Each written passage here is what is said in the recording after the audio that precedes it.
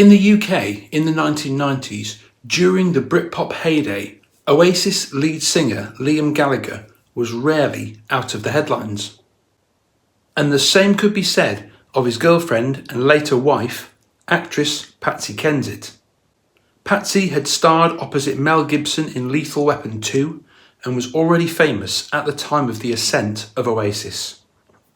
In much the same way as Kurt Cobain and Courtney Love had been the celebrity couple of the early 90s, so Liam Gallagher and Patsy Kensit went on to be the main celebrity couple of the mid-90s.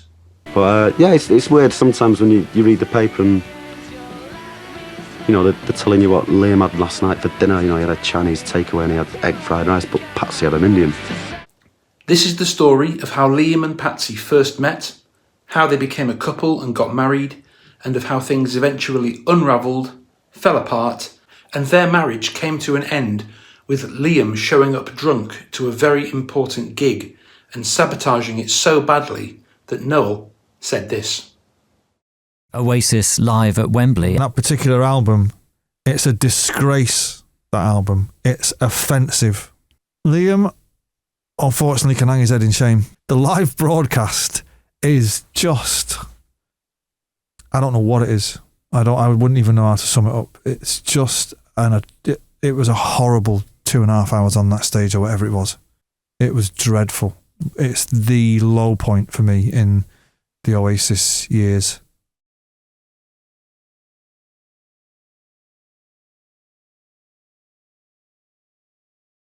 Official Oasis biographer Paolo Hewitt begins the story of Liam and Patsy on October the 19th, 1994. At the band's Canadian debut at Lee's Palace in Toronto, Canada, Patsy Kensit turned up to see Oasis for the first time. Patsy was in Toronto filming at the time, and in her autobiography, Absolute Beginner, she says this: I read in one of the local listings that Oasis were coming to Toronto to play at some tiny club, and by total fluke, I got talking to a guy outside the venue who turned out to be Noel Gallagher's guitar roadie, Jason. When I explained that we were having trouble getting tickets, he managed to get us in, and we stood by the side of the stage for the whole gig. At this point, I already knew the words to every song from their debut album, Definitely Maybe, and I loved the show. Afterwards, there were 2 ways to leave the venue on either side of the stage. Liam went one way, and I went the other. Drummer Tony McCarroll picks up the story next, although he incorrectly places the event in San Francisco, not Toronto. Someone had mentioned that Patsy Kensit was planning to be at tonight's gig. I told everyone that I reckoned I was in with a shot, which started them howling. During the gig, I spotted her. She was stood at the side of the stage. "How you doing, kid?" I said to her when we came off stage. "All right," she replied. "What's a girl got to do to get a drink around here?" And I said, "Why don't you meet us on the tour bus?" She wore a lycra stretch top and a short black miniskirt. She had not come dressed for the winter and looked absolutely stunning. We linked arms and made our way to the tour bus. Patsy picks up the story next. "Come on the bus and have a chat with us all," shouted Noel. I spent a few minutes talking to them about why I was in Toronto, and then I said, "So do you all support Man United then?" "No, I'm a fucking Man City fan," said Noel, clearly outraged. Tony continues. Already her eyes were off me and were firmly fixed on Noel. It was funny the way he attracted women. He was not exactly Hollywood handsome, yet he still seemed to get plenty of attention. Then again, I suppose even Shane McGowan's got a woman. She sat in front of us all, facing towards us. This was not a woman short on confidence. With an innocent laugh, she then said to Noel, "Right then, you northern hooligan, shall we see who is capable of partying harder? I don't believe there is a man here that can drink or smoke more." Who'd have thought it? Her challenge was accepted by everyone. She seemed in complete awe of Noel. Funnily enough, it was about as quiet as I'd ever heard Liam. Who'd have thought his future wife was sat there, trying to get his brother's attentions? Patsy adds, "Despite my football faux pas, they were all lovely to me, and as I was getting off the bus, Noel said, "Take a number for Mags, our tour manager, and call if you want to come to any more gigs." Patsy was in Toronto filming for a mini-series called Love and Betrayal, and shortly after the gig, she took a break from filming to do an interview for issue 10 of Dazed and Confused magazine. And it seems from that interview that, despite her seeming interest in Noel, it was actually Liam who'd made the biggest impression. And in that interview she said, "I'm such a big fan of Oasis. They played in Toronto and I was bugging everyone to get me in because they were sold out. They were cool. If I was a teenager, I think I'd have Liam's picture on my wall." At the time, Patsy was in her second celebrity marriage. Her first marriage had been to Daniel Donovan, keyboard player in the band Big Audio Dynamite, and at this time she was married to her second husband, Jim Kerr, the singer for the band Simple Minds. She next encountered Liam on the 4th of December 1994 in Cambridge. Patsy says, "Jim had to go away again before Christmas, so when I found out Oasis were playing at the Cambridge Corn Exchange, I booked a car and a driver to take us up there. The backstage area was jam-packed and the band was surrounded by fans. Liam was standing in the corner. Finally, I said to him, 'All right, I missed you in Toronto.' 'Yeah, I fucking hate all that shite,' he replied. And that was pretty much all we said to each other." It seems that at this point, Liam was interested in Patsy, but he was aware, following their first meeting, of a certain spark between her and Noel, as confirmed by Tony McCarroll in his book. Liam was seemingly not willing to go toe-to-toe with Noel over a romantic interest. And Patsy seems to confirm this when she mentions her third meeting with Oasis, which is believed to have taken place on Boxing Day, December the 26th, 1994. Patsy says, "About 2 weeks later, I crossed paths with Oasis again. I was getting on a plane to Glasgow and the band happened to be getting on the same flight. I was wearing little round John Lennon-style glasses, and as I walked past Liam's seat, he said, 'Oh, I like them specs.'" And here we see one of Liam Gallagher's tells. He would collect glasses or sunglasses from women he liked. "I was sitting at the back of the plane, and Liam didn't turn around once. Noel went to the loo and said hello, and invited me to the gig in Glasgow, but I couldn't make it."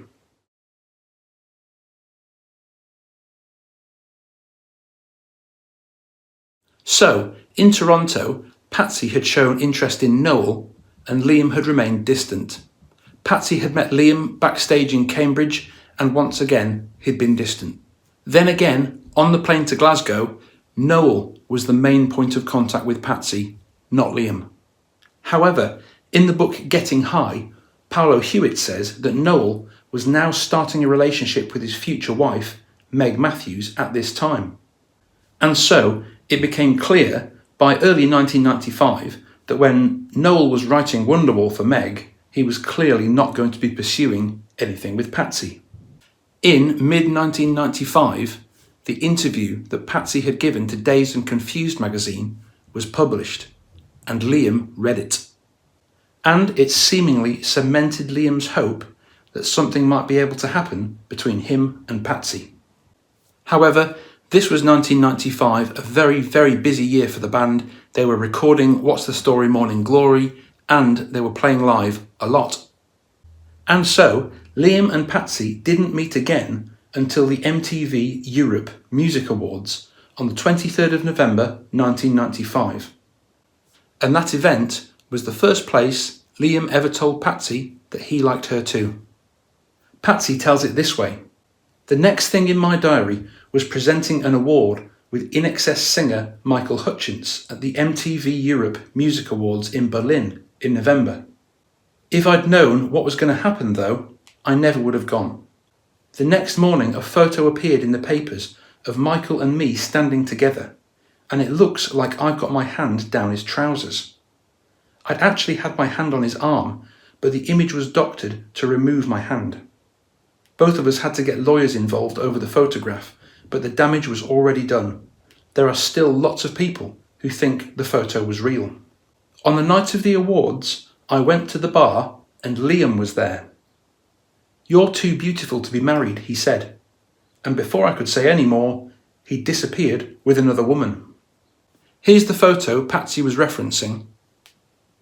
And as far as I'm aware, to date, there has been no legal conclusion to the allegation that the picture is a fake. However, whether that photo was doctored or not, it's evident that Liam felt pretty jealous and resentful towards Michael Hutchence either way. Liam went backstage and got into a confrontation with Hutchence and threatened him with a fire extinguisher. And it certainly seems possible that this confrontation was ignited by Liam's attraction to Patsy and jealousy at seeing them together kind of being tactile and touching.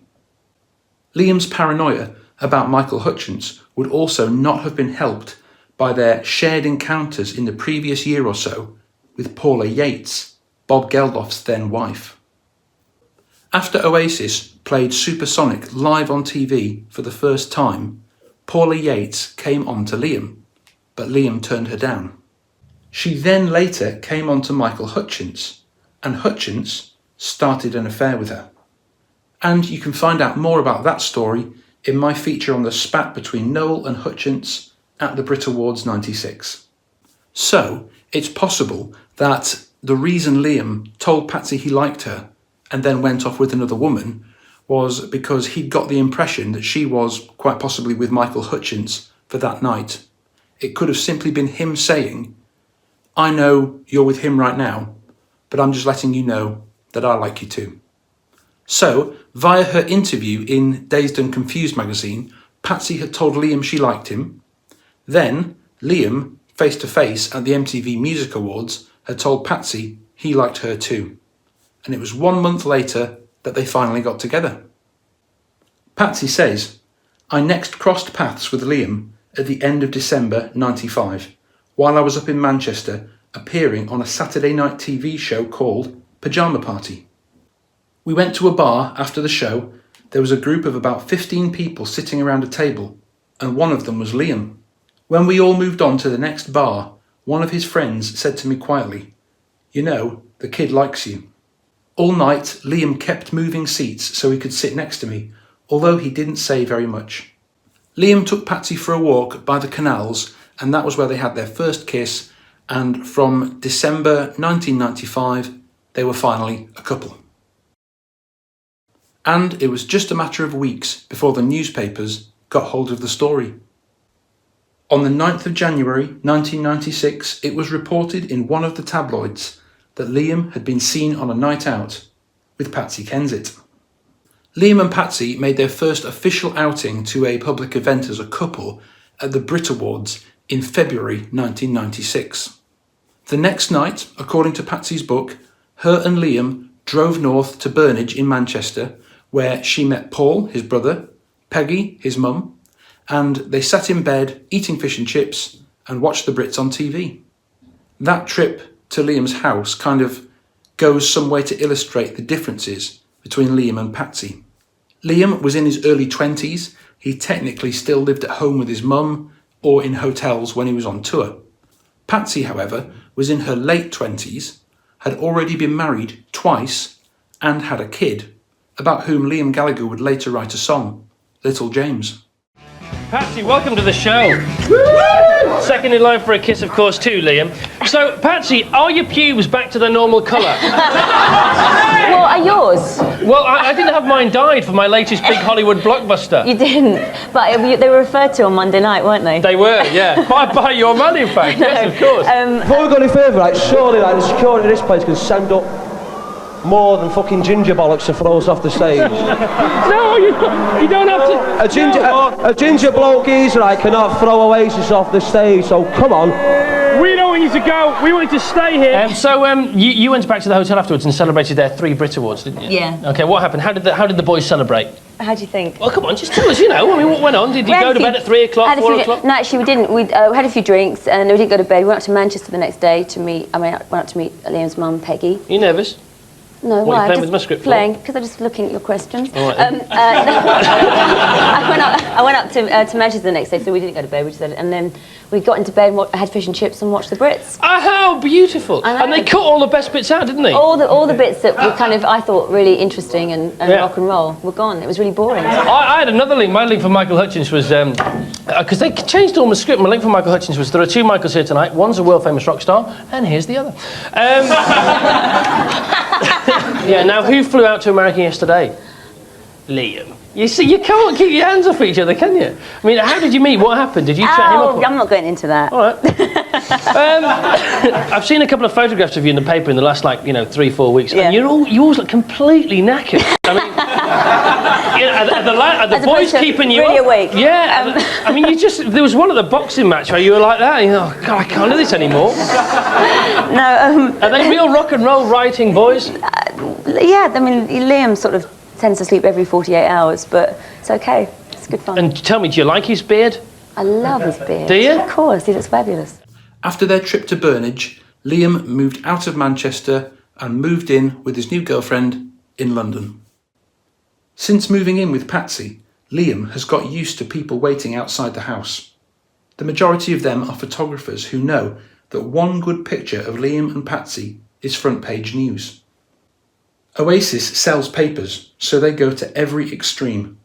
The other day, Liam came out of the house to find a photographer hiding under a car.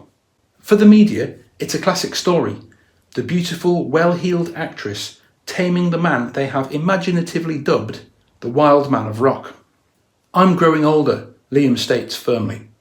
I want to get a nice gaff and come home to a beautiful woman, and that is Patsy. I want to be with her forever. She's got a kid, and I love the kid, and I love her, and that's it.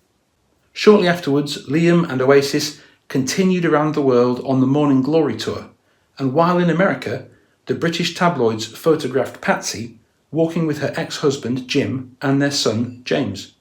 Patsy says, when Liam was away, Jim came over to see James, and the three of us went for a walk in the little park near the house. Jim put his arm around me, we were still good friends, and it was just an instinctive gesture. Of course, someone photographed us and the pictures appeared in the tabloids the next day, along with stories saying that Jim and I had got back together. I called Peggy straight away and told her it was all nonsense. After the North American leg of the Morning Glory tour in February and March of 1996, Oasis returned to the UK and then went on to Dublin, Ireland. And it seems, following this tour, that all was not well between Liam and Patsy.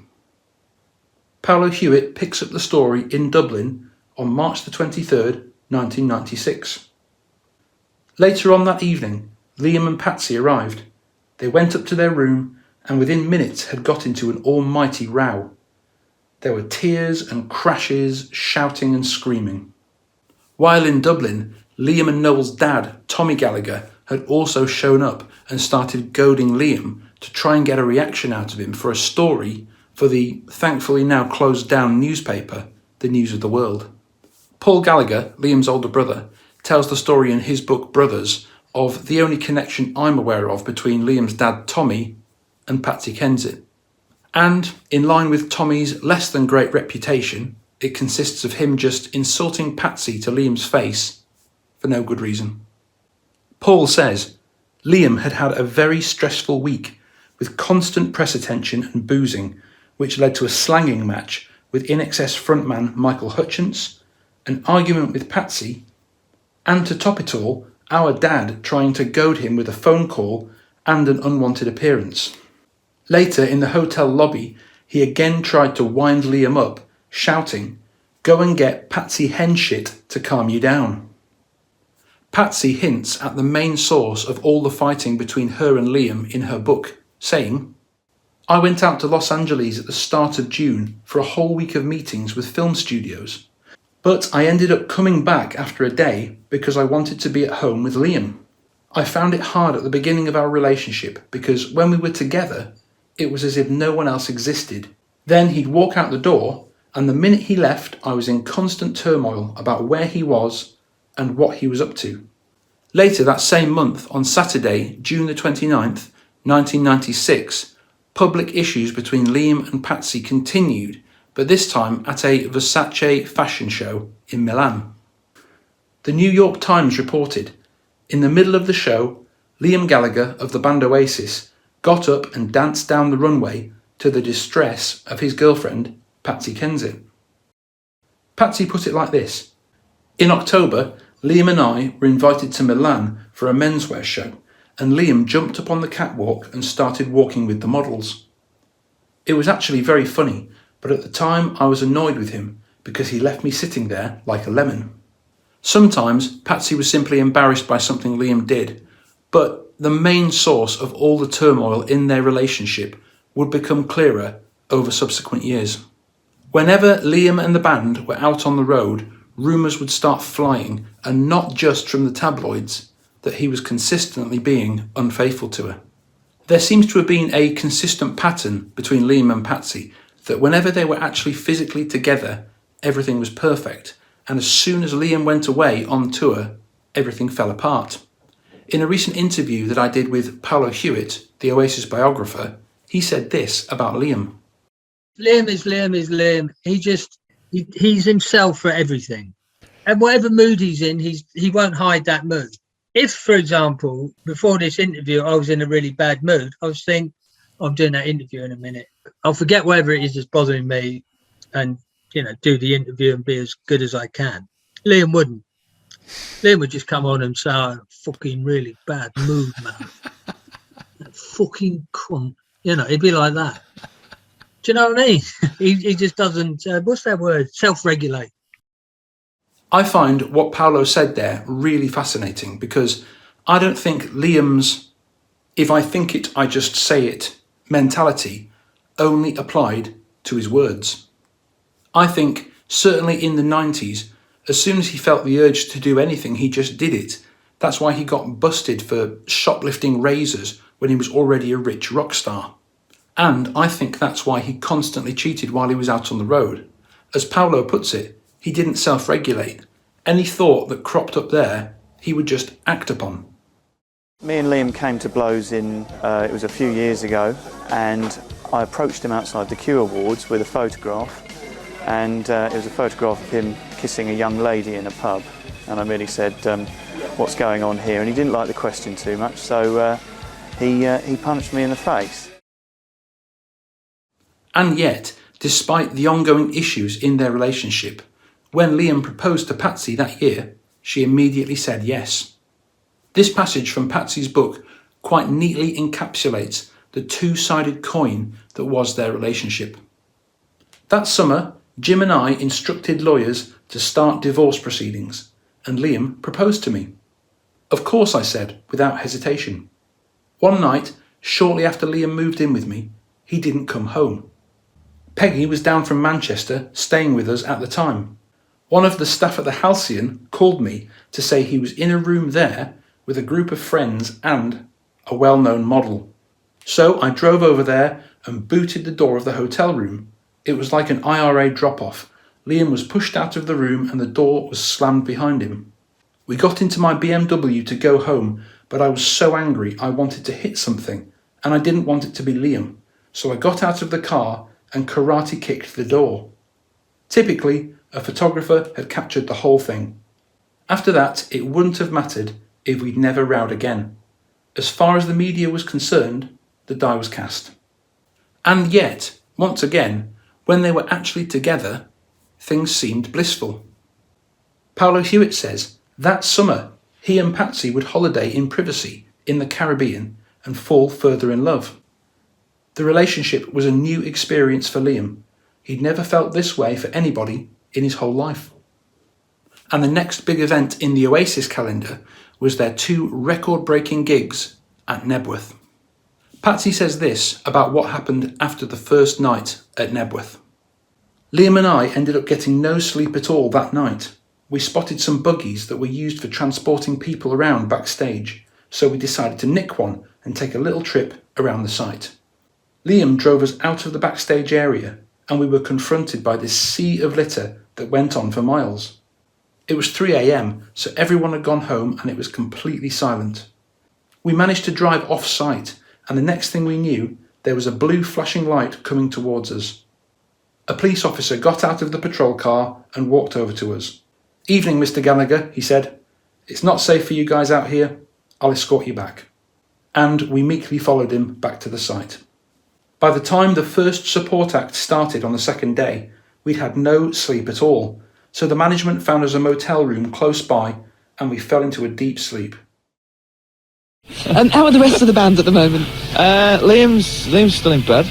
Is he? He was last seen. Well, the last. I hope he gets up soon. Well, yeah, they're actually due to wake him up now. He was driving around the site at about 9 o'clock this morning, off his head with his fiancée. Oh, right. in a golf buggy, chanting some I don't know. Some song. Can you see yourself as best man at some point? I suppose I'll have to be, won't I? Yeah.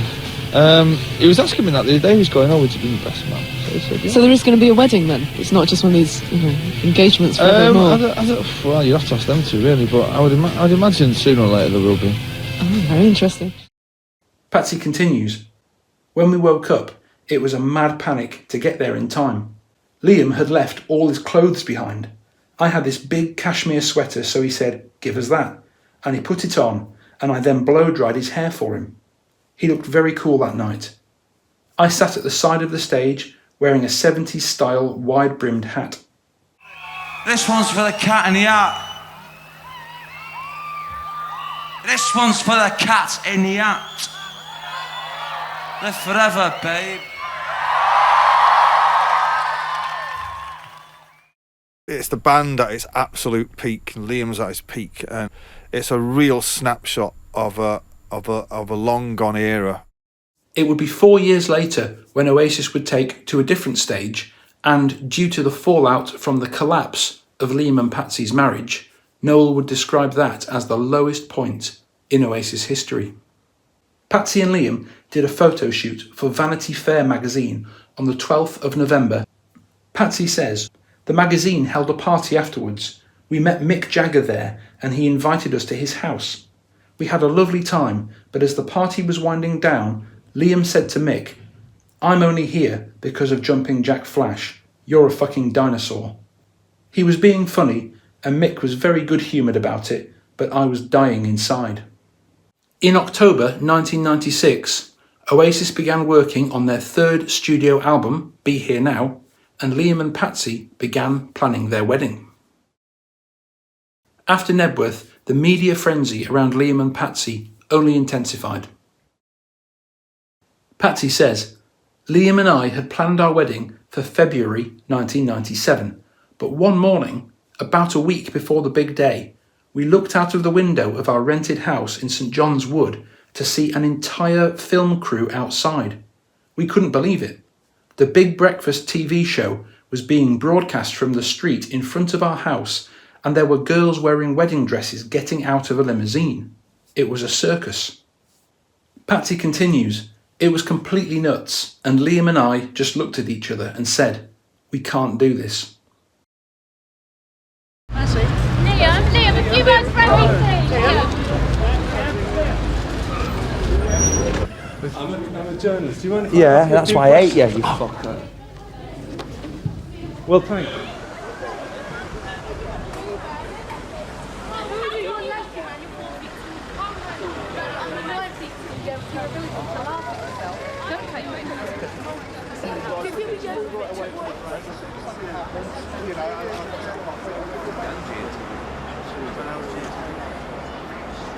Liam gets a lot of pressure from what he does, and he has people camping out his door every 5 minutes. I mean, you have to be quite strong to put up with that, don't you? Visitors and exhibitors at Olympia's wedding fair were keen to guess on what the bride could be wearing third time round.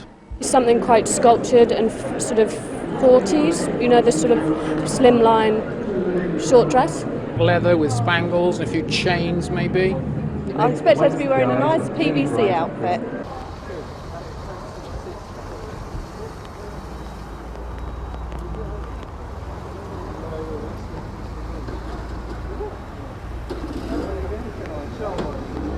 Just what do you get a couple for whom a Teasmade or a toaster just won't do? Personal hairdresser? Something to do with Manchester City, I would think. If the event does go ahead, Liam's big brother Noel is set to be best man. And as to the location, well, that's being kept a secret. But first things first, rock's wildest son has the stag night to survive. The Groucho Club here behind me could be one of the venues Liam Gallagher chooses for his stag night. And if his past performances here are anything to go by, Patsy could be kept waiting on her big day. After days of playing cat and mouse with the press, eager to discover any detail of their forthcoming marriage, Liam and Patsy finally called it off. News came from Oasis's record company Creation that obsessive and intrusive media attention had made them postpone the event. That followed the postponement of her wedding to Oasis star Liam Gallagher. Both had blamed media harassment, but last night she seemed to enjoy the attention of the photographers. Then, just in time to get his front row seat, fiancé Liam joined the spectators. Liam, you looking forward to the show, mate? Get a chance to wear many Ben DeLisi clothes? Oh yeah, man. Yeah, in my bedroom, yeah. Patsy continues. After that, we went on a crusade to get married privately. We ended up begging the people at Westminster Registry Office at Marylebone Town Hall to marry us at 7 a.m. on the 7th of April. But we only managed to keep the story under wraps for a few hours, and it was on the 6 o'clock news that night. Earlier in this video, I mentioned one of the very early meetings between Liam Gallagher and Patsy on a plane on the way to Glasgow, where Liam commented on her glasses. This next paragraph from Patsy really reinforces the idea that Liam used to collect sunglasses from female conquests. When we told our friends and family we'd got married, a few people were concerned for us because they knew we'd just come off a big row. The trouble was that Liam would still occasionally go AWOL, leaving me at home to pace the floor. When he would eventually walk through the door, he'd always be sporting a new pair of sunglasses that someone had given him, and I'd always pull them straight off. I would take some satisfaction in snapping the glasses in half. It seems that Patsy's concerns about Liam going AWOL were not unfounded, because according to The Guardian, literally 1 week after their wedding, Liam started an affair with singer Lisa Moorish, and Lisa became pregnant with their daughter and Liam's first child, Molly. After making it big with Oasis, the first woman to fall for his charms was actress Patsy Kensit. Classic, clean-cut, good girl. She's an actress and a really good one who is attracted to this kind of man who has a bad record. But Liam had fathered a secret love child with singer Lisa Moorish within weeks of saying "I do" to Patsy. Patsy continues, I couldn't get used to having Oasis fans camped outside the house 24/7. They were always writing on the wall outside, so I had to get it sandblasted every week. They'd write things like, Patsy is a fat ugly cow, and Liam, remember our night in Brazil? Call me. In the autumn, I was offered a part in the US sitcom Friends, one of the biggest and most successful shows on the planet at that point. The idea was that I'd come into the show as a guest for 3 months, playing Ross's new girlfriend, Emily. But at that point, I felt quite fragile and afraid of everything. I knew I needed to be at home if my relationship with Liam was going to survive. It was already a struggle keeping things together with his touring. No one forced me into pulling out of Friends, it was my decision. I was madly in love with Liam, and I chose my marriage over the job. Oasis completed the recording, promotion and release of their third studio album, and in September of 1997 they went out on the road for their biggest and wildest world tour of all time, the Be Here Now tour. It no longer exists, but there used to be a website called groupiecentral.com where groupies would basically give their accounts of banging rock stars. And it probably comes as no surprise that Liam Gallagher was featured on there quite a lot. Afterwards, Liam and the band continued with the North American leg of the Be Here Now tour.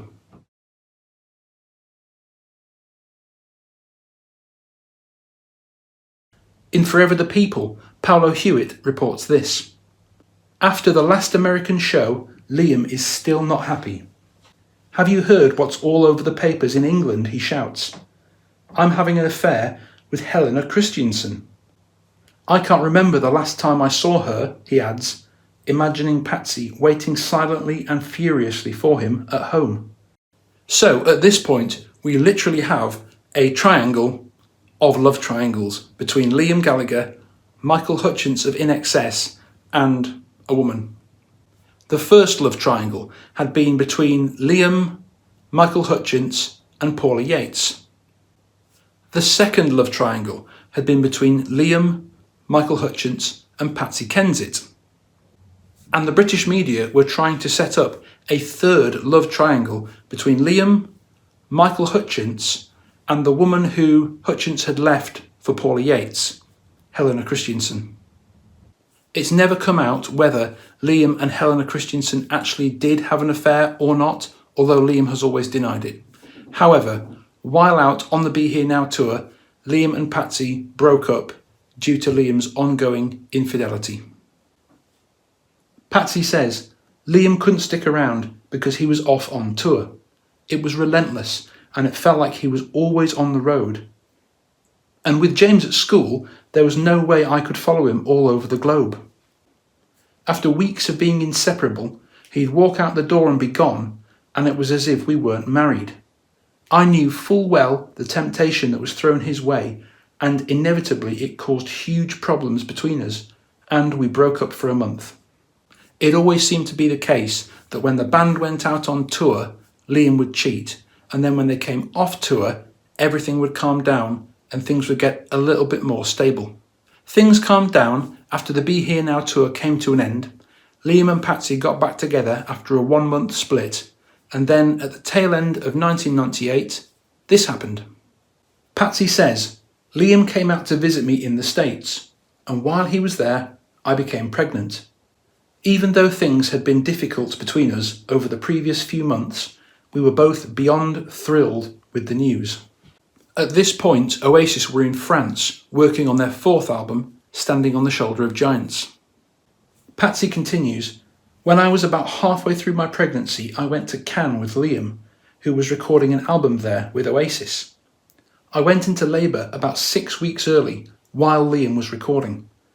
I called him to tell him to meet me at the Portland hospital as soon as he could, and he was there at lightning speed. I'll never forget Liam punching the air and dancing around shouting, yes, it's a boy.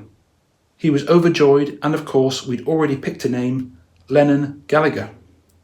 However, Liam and Patsy's problems weren't over because with the completion of a new album came, you guessed it, another tour. And in May 2000, Oasis were playing in New York, where Liam met a hat designer by the name of Ivy Silberstein. In an interview with the Daily Mail, she said, I ran into Liam at a club and gave him my number.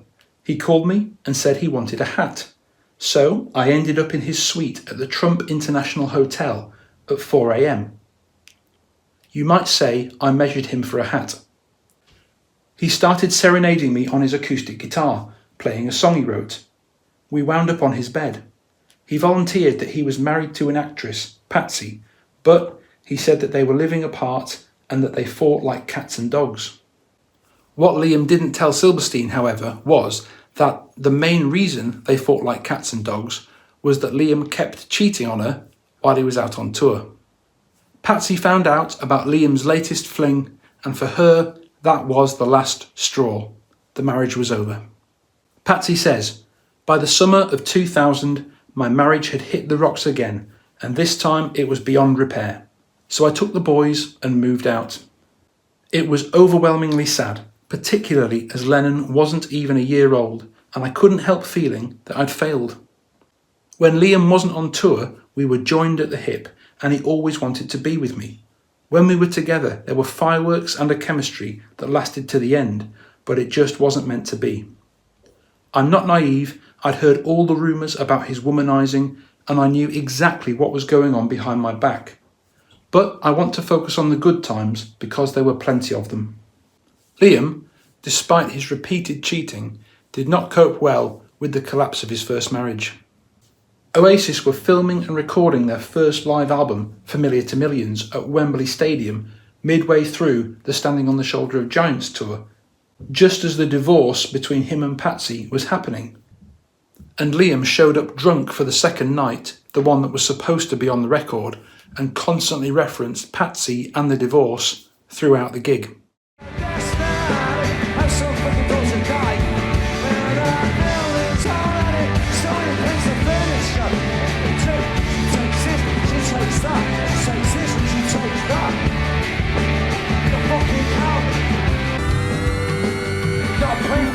Days. 1, 2, 3, 4, 5 grand, man, for love. Sad, you can't see a kid, you've got a fucking lawyer involved. Rubbish, ass. Sing around. And this is going out to those knobheads all over the world. Trying to give them all a big fuck off, man. I'm lost.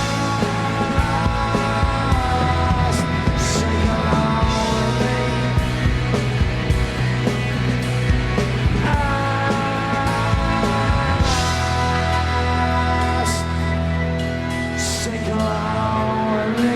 Listen to what I'm saying. And there she goes, with more furniture, without even a fucking tea bag. How dare you? No fucking time.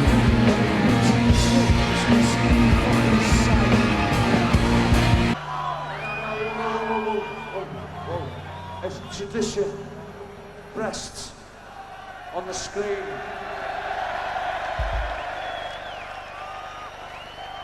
Doing the fucking tune so you get your fucking stupid bird to get a breast out on the screen. Come on.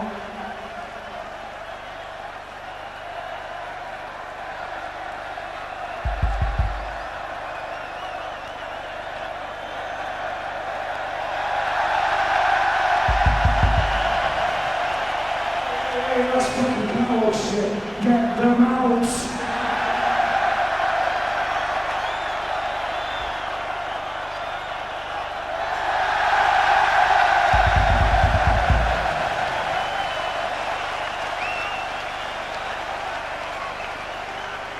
You're not fucking right, because I get a right thick hair. He's going to get kicked in the ass.